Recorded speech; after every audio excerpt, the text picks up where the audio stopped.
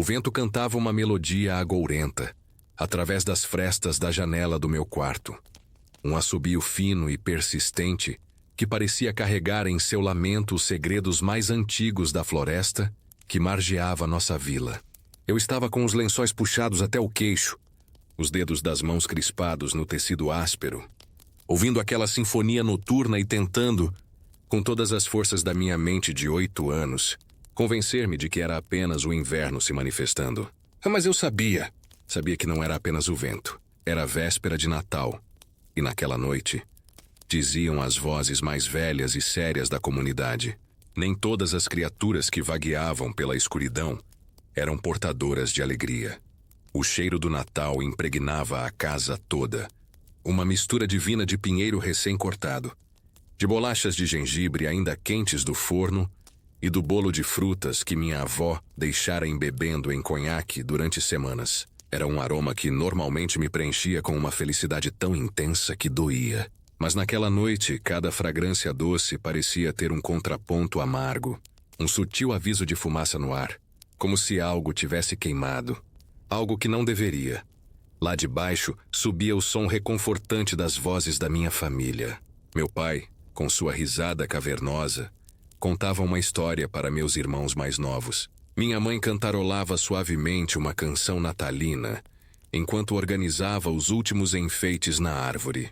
Eu conseguia ouvir o tilintar dos pequenos sinos de vidro e o ruído surdo das bolas coloridas sendo penduradas com cuidado. Eram sons que deveriam me acalmar, que em qualquer outra véspera de Natal me teriam mantido acordado de pura excitação, esperando pelo tilintar dos sinos do Papai Noel.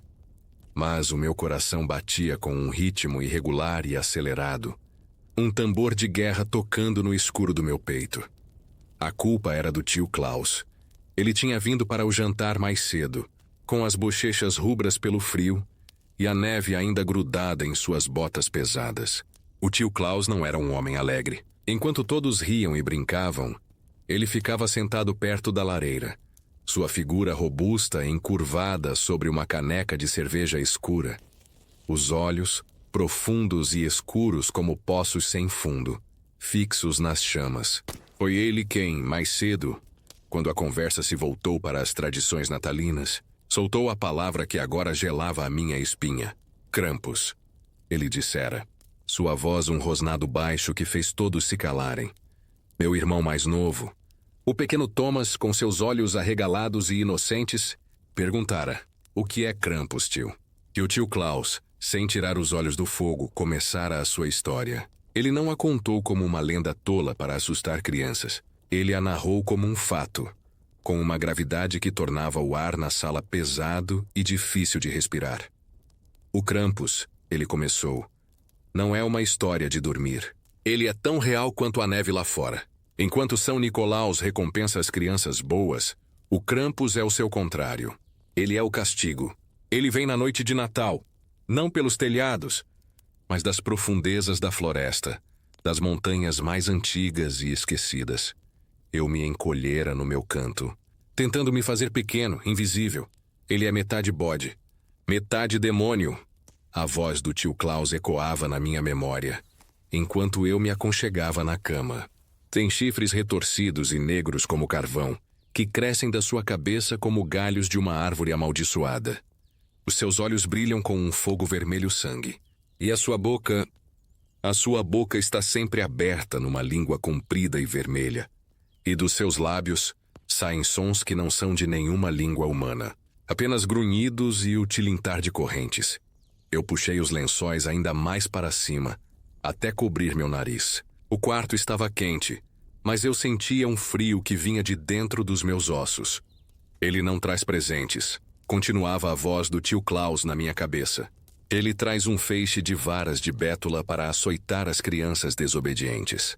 E nas costas carrega um cesto de vime velho, um cesto para levar consigo as crianças mais terríveis, as que mentem, as que são cruéis, as que não ouvem seus pais. Ele as joga no cesto e leva-as para o seu covil nas montanhas, onde o inverno nunca termina e a escuridão é eterna.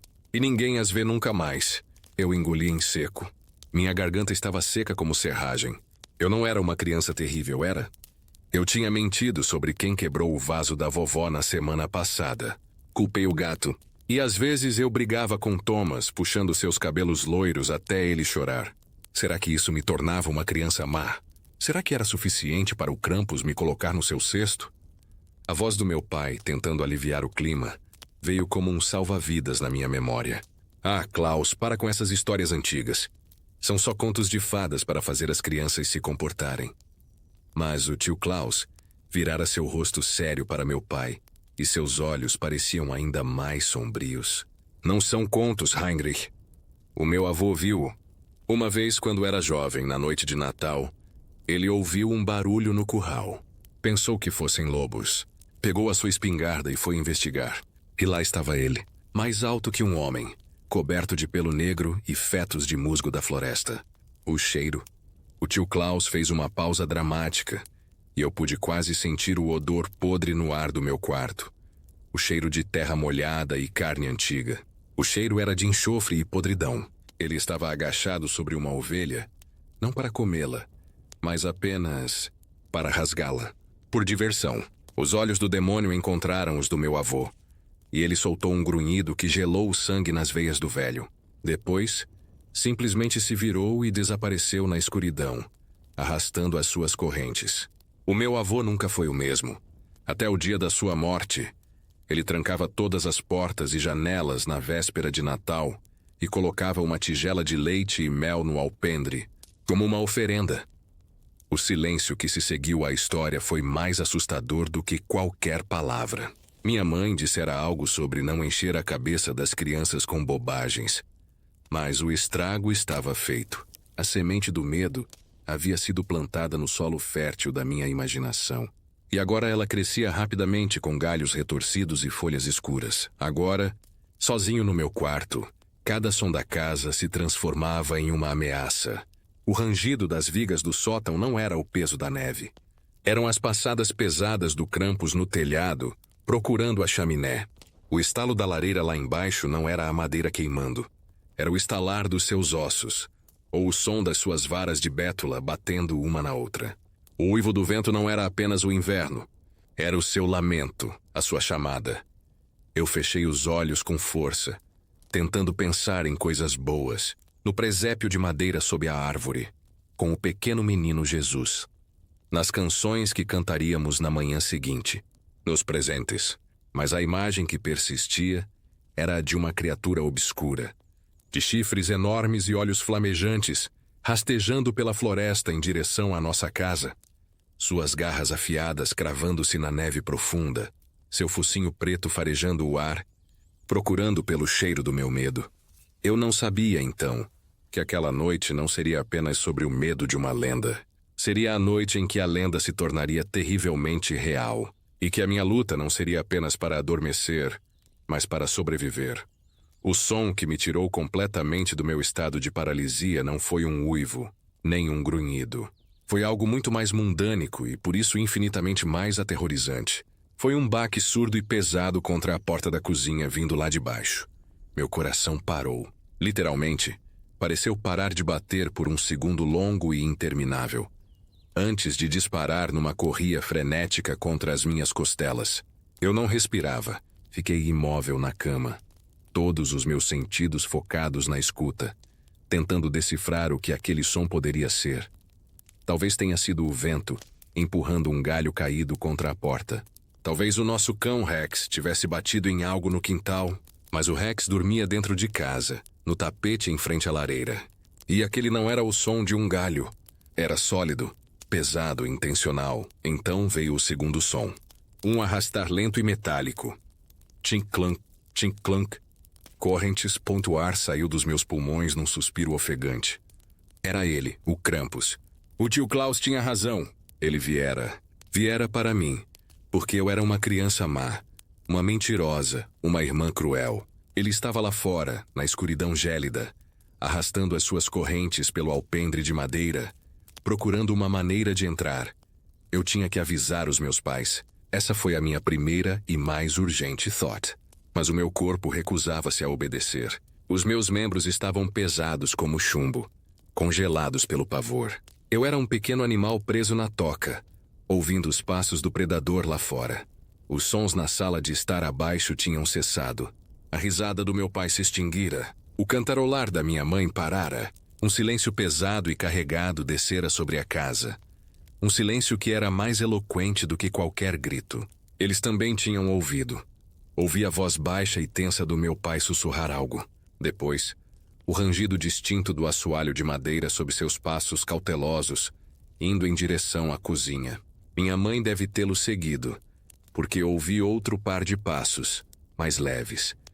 A curiosidade, um instinto mais forte até do que o medo, começou a puxar-me para fora da cama. Eu tinha que ver. Tinha que saber o que era. Talvez, apenas talvez, ainda houvesse uma explicação lógica. Talvez fosse um mendigo, ou um animal grande, um urso, talvez. Embora os ursos devessem estar hibernando. Movendo-me com uma lentitude agonizante, empurrei os lençóis para o lado. O ar frio do quarto atingiu minha pele suada, fazendo-me estremecer. Meus pés descalços tocaram o chão de madeira gelado. Cada pequeno rangido que eu fazia soava como um trovão na quietude da noite. Eu me arrastei até a porta do meu quarto e, com a mão trêmula, girei a maçaneta com um cuidado infinito, abrindo uma fresta minúscula. O corredor estava escuro, apenas iluminado pela luz tênue que subia pelo vão da escada, vinda da sala de estar abaixo. A porta do quarto dos meus pais estava entreaberta, e eu podia ver que a cama estava vazia. Meus irmãos, partilhando um quarto no fundo do corredor, estavam em silêncio absoluto. Ou dormiam profundamente, ou estavam tão aterrorizados quanto eu, presos em suas camas. Eu me agachei e rastejei até o topo da escada, espreitando pelos vãos dos corrimãos. Lá embaixo, a cena era de uma tensão palpável. A árvore de Natal, com suas luzes coloridas e ornamentos brilhantes, lançava sombras dançantes e grotescas pelas paredes. Meu pai estava parado perto da porta que levava à cozinha, segurando o pesado cortador de lenha como uma clava. Sua postura era rígida, seus ombros tensionados. Minha mãe estava alguns passos atrás dele, uma mão pressionada contra a boca, os olhos arregalados de alarme. "Não abra, Heinrich", ela sussurrou, sua voz um fio de terror. "Preciso ver o que é", ele respondeu num tom baixo e firme. Pode ser o Rex, pode ter se machucado, mas nós dois sabíamos que não era o Rex. O Rex estaria latindo, uivando, arranhando a porta. O silêncio lá fora era absoluto. Um silêncio de pressão, de algo que espera. Meu pai esticou a mão e, com movimentos lentos, girou a chave na fechadura da porta da cozinha. O estalido do mecanismo ecoou pela casa como um tiro. Ele então pegou a lanterna grande de metal, que ficava sempre carregada na prateleira perto da porta, e acendeu-a. O feixe de luz branca cortou a penumbra da sala, tremendo ligeiramente com o tremor de sua mão. Ele puxou a porta para dentro. Uma rajada de ar glacial invadiu a cozinha, trazendo consigo o cheiro agudo de pinheiro, neve limpa e algo mais. Um cheiro musgoso de animal molhado, de terra revirada. O mesmo cheiro que o tio Klaus descrevera. O feixe da lanterna varreu o alpendre vazio. A neve caía em flocos pesados e silenciosos, formando um véu branco diante da escuridão. Não havia ninguém. Nada.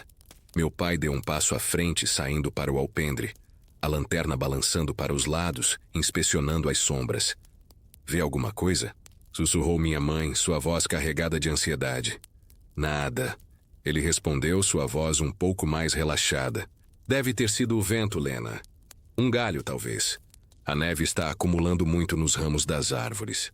Ele estava tentando se convencer, tanto quanto a nós. Mas então, a luz da lanterna caiu sobre o chão de madeira do alpendre, logo diante da porta. E eu vi. Mesmo do alto da escada, eu consegui ver. Marcadas na fina camada de neve que cobria o alpendre, havia pegadas. Mas não eram pegadas humanas. Eram grandes, alongadas, com a forma distintiva de cascos fendidos.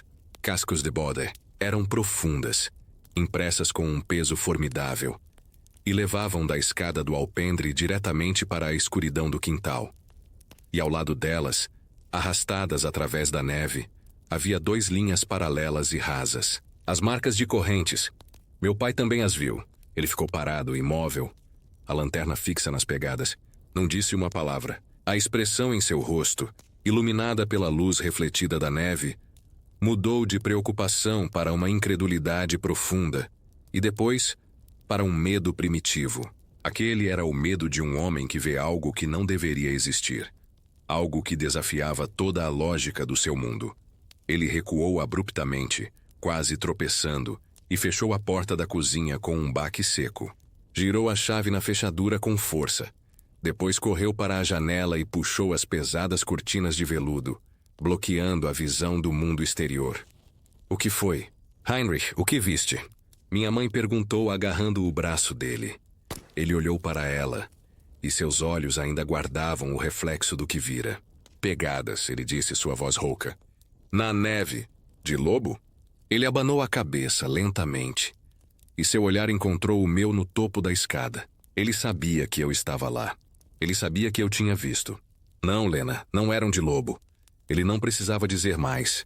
O silêncio que se instalou foi mais aterrador do que qualquer descrição. Minha mãe levou a mão ao peito, seu rosto pálido como a neve lá fora. O mito tinha deixado o reino das histórias e entrado no nosso mundo real, deixando suas marcas no nosso alpendre. Meu pai subiu a escada, seus passos pesados. Ele não me repreendeu por estar acordado. Em vez disso, colocou uma mão firme no meu ombro. Vamos, filho. De volta para a cama. Mas papá, as pegadas... Eu gaguejei. Foi um animal. Um veado, talvez. Um veado grande.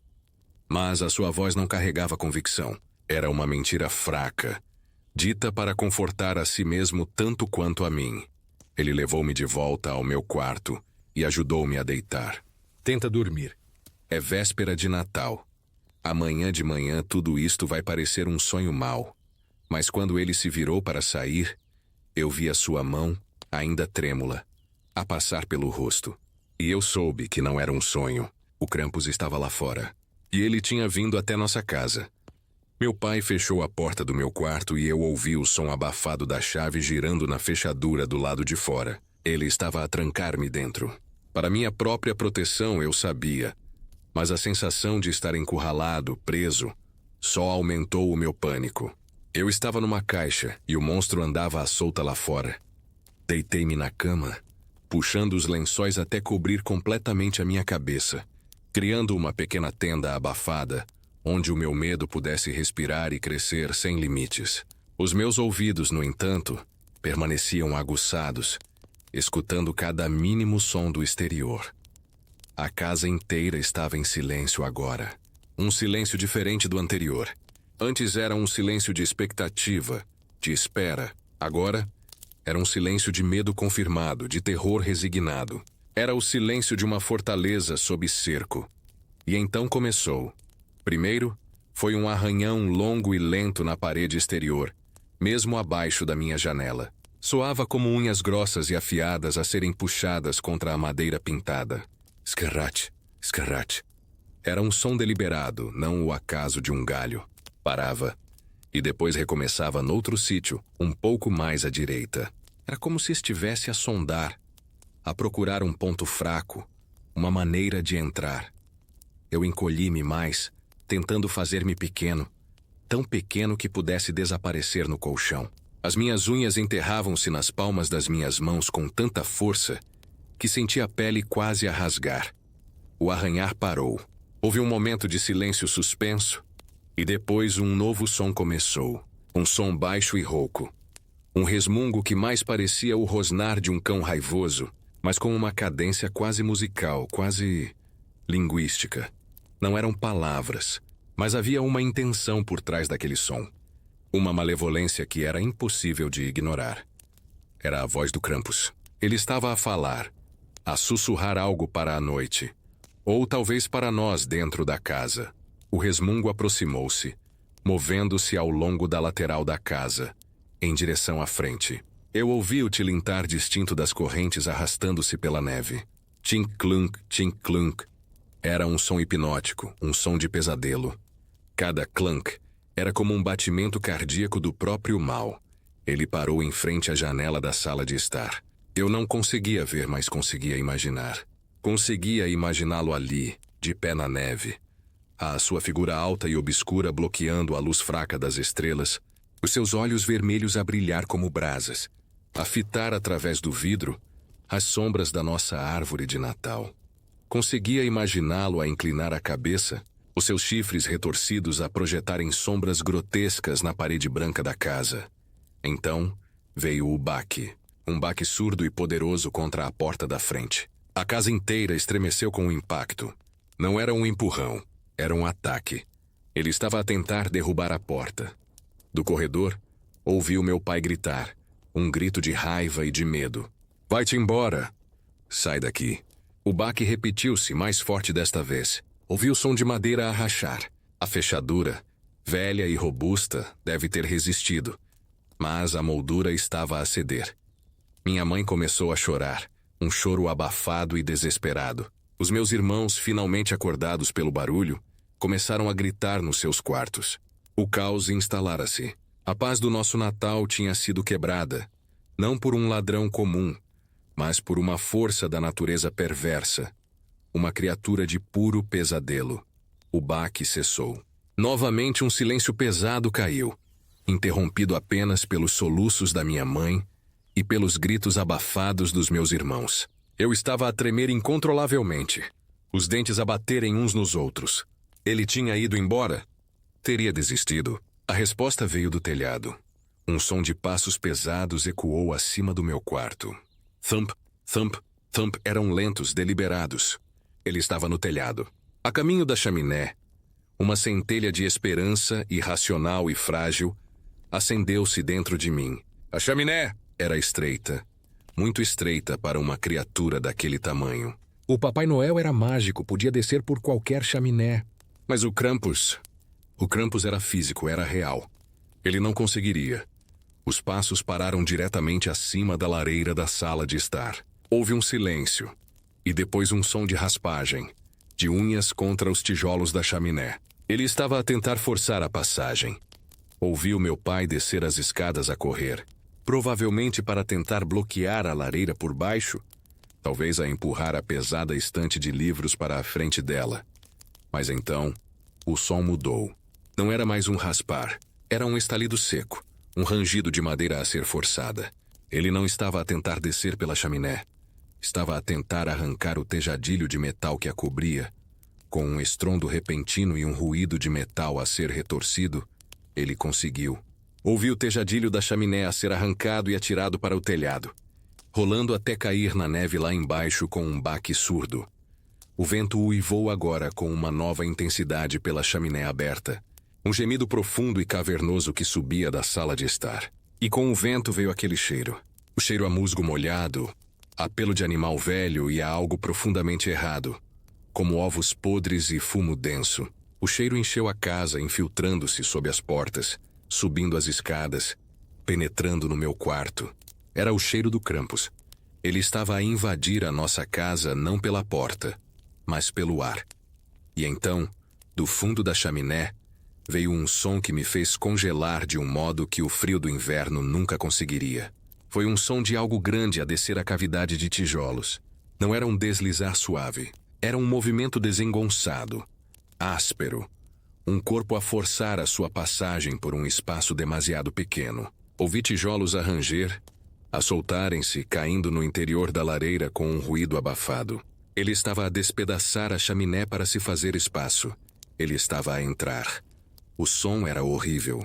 Uma sinfonia de destruição que ecoava pela casa toda. Cada estalido de tijolo, cada raspagem de unha contra o cimento. Era um prego no caixão da nossa segurança. O cheiro tornava-se mais intenso, sufocante. Uma mistura nauseabunda de suor animal, terra de cemitério e um fundo doce e podre que me fazia revirar o estômago. Lá de baixo, veio o grito do meu pai, um urro de puro pânico. Ele está a entrar. Lena, pega nas crianças. Ouvi o barulho de algo pesado a ser arrastado. A estante de livros, sem dúvida. A ser empurrada contra a lareira. Mas soou como um gesto fútil, como tentar tapar a cratera de um vulcão com uma colher. O som da descida parou. Houve um silêncio carregado, apenas quebrado pelos soluços histéricos da minha mãe e pelos meus próprios soluços abafados sob os lençóis. Ele tinha chegado ao fundo, estava agora empoleirado na nossa lareira, a preparar-se para emergir na nossa sala de estar. Então um novo som começou, um arranhar metálico, agudo contra o interior do tubo da chaminé, seguido por um baque surdo e abafado, como se um corpo pesado se tivesse deixado cair no amontoado de cinzas e lenha meio queimada. A estante de livros estremeceu do outro lado da parede, e eu soube. Ele estava dentro de casa. O primeiro som que ele emitiu dentro das nossas 4 paredes foi um grunhido profundo, gutural, um som de satisfação primitiva que vibrou nas próprias fundações da casa. Foi um som que não pertencia àquele lugar de aconchego e memórias felizes. Era um som da floresta primordial, da escuridão que existia antes do fogo. Os meus irmãos gritaram em uníssono, vozes agudas trespassadas pelo terror. A minha mãe gritou o nome do meu pai. Heinrich! O que se seguiu foi uma cacofonia de ruídos que a minha mente, mesmo décadas depois, ainda se recusa a organizar completamente. Ouvi o cortador de lenha do meu pai a cair no chão de madeira com um estrondo. Ouvi um rosnado baixo e perigosamente próximo, seguido de um grito abafado do meu pai. Um som de surpresa e dor. Ouvi o som de algo a ser arrastado pela sala.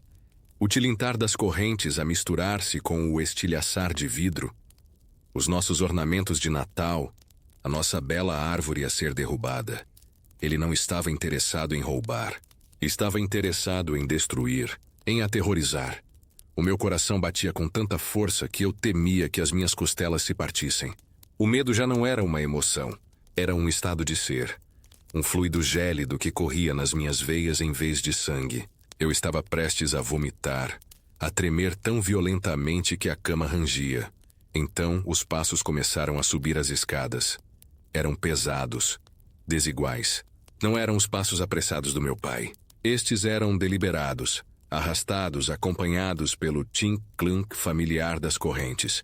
Thump, tink-clunk, thump, tink-clunk. Ele vinha a subir. Deixara a devastação na sala de estar, e agora vinha para os quartos. Para nós. Não. Sussurrei para os meus lençóis, a minha voz um fio quebrado. Por favor, não. Os passos pararam no patamar. Eu conseguia ouvir a sua respiração ofegante, um assobio rouco e molhado, como um fole furado. O cheiro intensificou-se, tornando-se quase sólido no ar. Conseguia saboreá-lo na parte de trás da minha garganta. Um sabor metálico e amargo. Ouvi a maçaneta do quarto dos meus irmãos a ser sacudida com violência. A porta, felizmente trancada pelo meu pai, estremeceu na moldura, mas aguentou. Um rugo de frustração, baixo e furioso, ecoou pelo corredor. As crianças dentro gritaram ainda mais alto. Os passos recomeçaram, mais próximos agora. Passaram pelo quarto dos meus pais e pararam à minha frente. O mundo reduziu-se àquela porta de madeira. Tudo o resto desapareceu. O som dos meus irmãos, o cheiro a Natal, o próprio ar. Havia apenas a porta. E a coisa do outro lado. A escuridão sob a porta foi bloqueada por uma sombra grande e irregular. A maçaneta do meu quarto começou a tremer.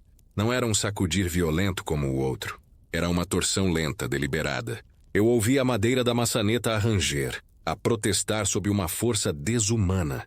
A fechadura, a mesma que o meu pai tinha trancado para minha proteção, começou a ceder. Ouvi um estalo metálico quando o mecanismo interno se partiu. A porta abriu-se lentamente, rangendo nos gonzos. Ele encheu a moldura. Era mais alto e mais largo do que qualquer homem. O seu corpo era uma massa de pelo escuro e emaranhado, de onde pendiam fragmentos de musgo, folhas secas e líquenes pálidos que brilhavam fracamente na penumbra. Os seus chifres não eram simplesmente pretos. Eram como raízes petrificadas de um carvalho antigo, retorcendo-se para o alto a partir do seu crânio, imponentes e ameaçadores. E os seus olhos? Os seus olhos eram 2 poças de fogo derretido. Um vermelho incandescente que não iluminava, mas sim consumia a luz à sua volta. Eles fixaram-se em mim, e uma onda de calor doentio e um frio penetrante atingiram-me em simultâneo, uma sensação paradoxal que me deixou nauseado. A sua boca estava aberta numa careta permanente, uma língua longa e grossa, de um vermelho sujo, a pender-lhe de um lado. Dentes amarelos e afiados como punhais destacavam-se nas gengivas escuras. Na sua mão direita, uma mão que era mais uma garra revestida de pelo, ele segurava um feixe de varas de bétula, amarradas de forma grosseira. Elas pareciam vivas, sibilando ligeiramente ao serem movidas.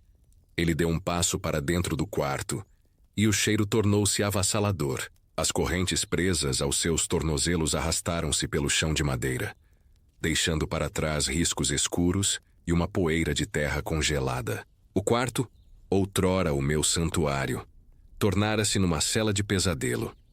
Ele emitiu um som baixo, um resmungo que parecia formar palavras na língua mais antiga do mundo. Mal, menino.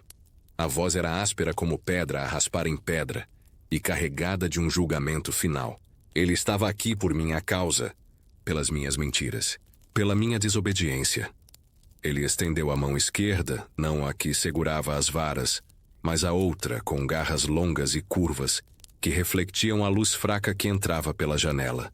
Ele não se apressou, saboreava o meu terror, a imobilidade paralisada do seu rato.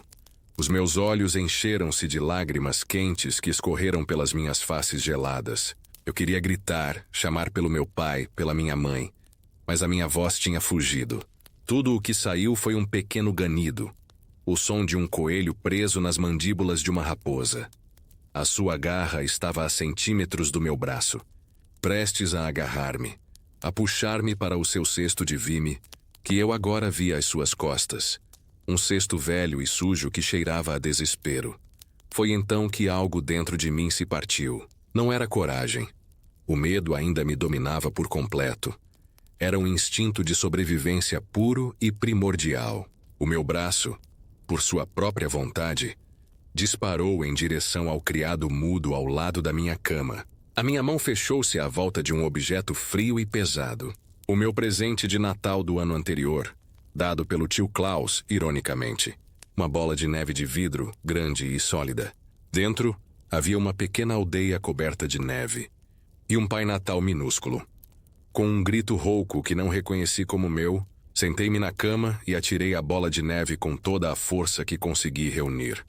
Não foi direcionada ao Krampus. A minha coordenação era inexistente. A bola voou pela sala e atingiu a janela do meu quarto com um estrondo agudo e satisfatório. O vidro estilhaçou-se.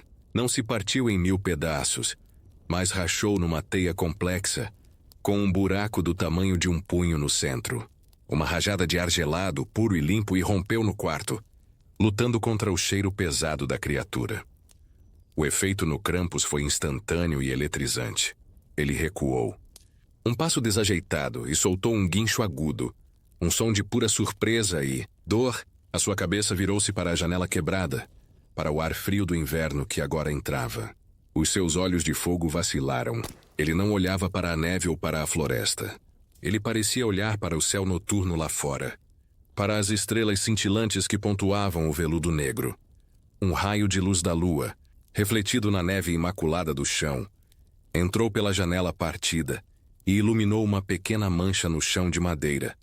Perto dos seus pés, ele soltou outro som. Desta vez um ganido baixo, quase de confusão.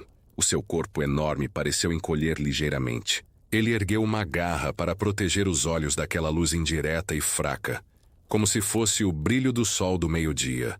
Foi então que percebi.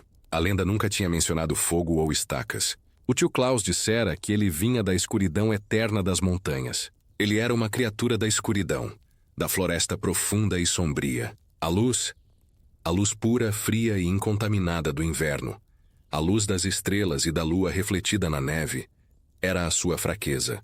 Não a luz do fogo, que era quente e pertencia à terra, mas a luz do céu. Ele deu mais um passo atrás em direção à porta, o seu grunhido agora um murmúrio de desconforto. A sua presença, outrora opressiva, começou a diminuir. Ele virou-se, e com um último olhar furioso para mim, mas também, penso eu, com uma pitada de algo que parecia medo, saiu apressadamente do meu quarto. Ouvi os seus passos a descer as escadas, não mais lentos e deliberados, mais rápidos e quase tropeçados. Ouvi a porta da frente a ranger, já danificada, a abrir-se de rompante e depois a bater contra a parede. E depois, Silêncio. Um silêncio que desta vez era aliviado, como o ar depois de uma tempestade. O cheiro começou a dissipar-se, levado pelo vento frio que soprava pela minha janela partida. Os meus braços caíram ao meu lado, sem forças.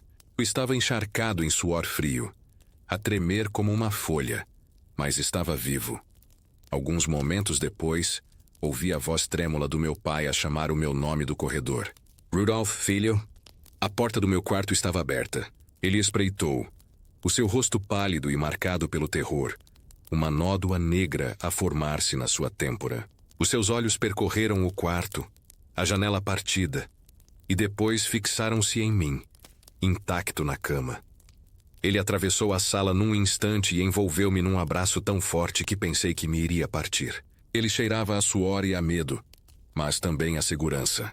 Aos soluços ele sussurrou: "Estás bem? Estás bem?" Eu não conseguia falar. Apenas aninhei a minha cabeça no seu ombro e chorei.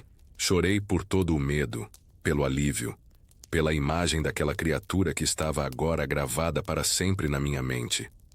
A minha mãe juntou-se a nós momentos depois, abraçando-nos ambos, e os meus irmãos, com os olhos arregalados e assustados, espreitavam pela porta. A casa estava um caos. A sala de estar estava destruída. A árvore partida, os ornamentos espalhados como confete de vidro, e a lareira estava cheia de entulho de tijolos partidos. Mas estávamos todos vivos. O Krampus tinha ido embora. Nunca mais o vimos, nem nenhum de nós voltou a ouvir falar dele na nossa vila. Mas todas as vésperas de Natal, desde então, eu deixo a cortina da minha janela aberta. Deixo que a luz da lua e das estrelas entre no meu quarto, banhando-o num brilho prateado e frio. E no parapeito da janela, coloco uma pequena tigela de leite e mel. Não como uma oferenda de medo, mas como um lembrete. Um lembrete da noite em que o Natal não foi apenas sobre alegria e presentes, mas sobre sobreviver à escuridão. E um agradecimento silencioso pela